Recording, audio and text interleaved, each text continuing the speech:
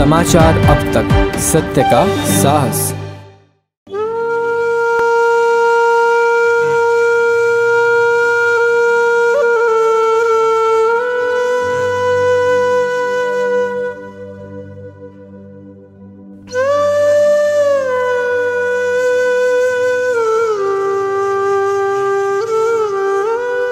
आणि आता एक मोठी बातमी। नागपुरात 18 जानेवारीला रात्री गिट्टीकदान पोलीस ठाण्या अंतर्गत येणाऱ्या गोविंद गौरखेडे कॉम्प्लेक्स जवळ एका झोपडीला लागलेल्या भीषण आगीत 2 लहान मुलांचा जागीच मृत्यू झालाय।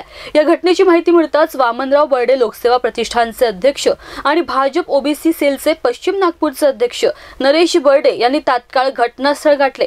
मात्र मृत मुलांच्या घरी कोणीच नसल्याने त्यांनी आजूबाजूच्या लोकांकडून घटनेची माहिती जाणून घेतली आहे। घटनास्थळाची पाहणी केल्यानंतर त्यांनी समाचार अपतक्षी बोलताना मृत मुलांच्या निराधार आईला शासन स्तरावरून ताबडतोब मदत कशी मिळवून देता येईल यासाठी लगेच पुढाकार घेणार असल्याचे सांगितले। हे आज सकाळी मला 8-9 वाजता फोन आला आणि अशा प्रकारची एक दुर्दैवी घटना आमच्या प्रभागामध्ये झाली आहे। एकदम अशी मोठी बेकार घटना आहे का ज्या घटनेमध्ये एक स्त्री विधवा नाही आहे, तिला मुलं बाळं आहेत, परंतु त्यांचा नवरा इथे राहत नाही आहे आणि त्या लहान मुलाला घेऊन ती आज असताना इथे काय प्रकार घडला हा आता सध्या तरी समजू शकत नाही। परंतु इथे जे पाहून असं वाटते का हे सगळं जळलेलं आहे, म्हणजे मोठ्या प्रमाणात आग लागली आणि एक छोट्या मुलांचा उके परिवार आहे असा मला कळलेलं आहे। उके परिवारातल्या त्या बाई आता दवाखान्यामध्ये गेलेल्या आहेत आणि 2 मुलांचा मृत्यू झाला असे कळलेले आहे। आता आयुक्त साहेबाकडे जे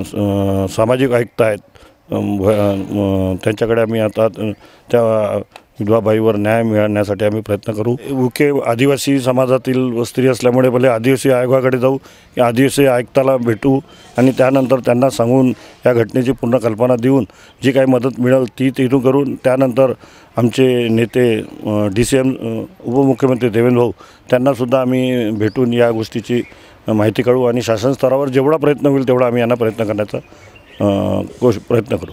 नरेश बर्डे यांनी घटनास्थळाची पाहणी केल्यानंतर लगेच आदिवासी विकास विभागाचे अपर आयुक्त रवींद्र ठाकरे यांचे कार्यालय गाठून त्यांच्याशी आर्थिक मदत देण्यासंदर्भात चर्चा केली आहे। बर्डे यांच्याशी चर्चा केल्यानंतर अपर आयुक्त ठाकरे यांनी तात्काळ पीडित कुटुंबियांना आपदग्रस्त सहायता योजनेअंतर्गत 50,000ची आर्थिक मदत देण्याचे आदेश अधिकाऱ्यांना दिले।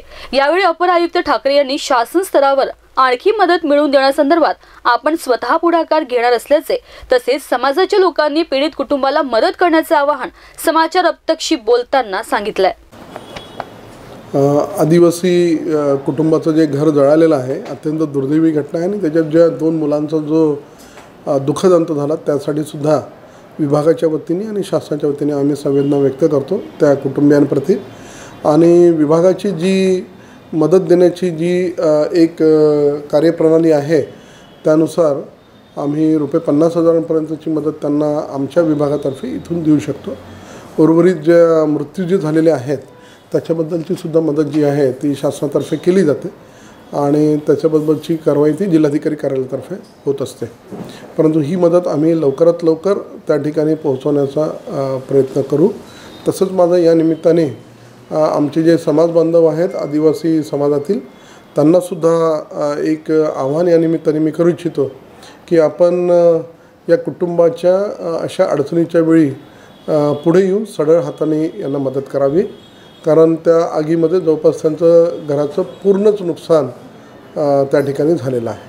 समाचार अपतकसाठी व्हिडिओ जर्नलिस्ट अमोल तुमसरेसह विजय गावंडे, नागपूर।